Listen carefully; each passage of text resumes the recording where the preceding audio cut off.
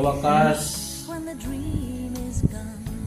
nagdeklara na rin si Sara na tumakbong presidente. However, I would like to Sana guys, supportahan natin guys. Ulit, hindi tayo magsawang sumuporta. Ibalik natin ang transparency, accountability, saka build. Yun po. Iwas kurap na tayo guys. Sana magtulungan tayo. By 2028, magkaisa tayo. Suportahan natin ang mga Duterte candidates. Iwas gulo na naman tayo guys.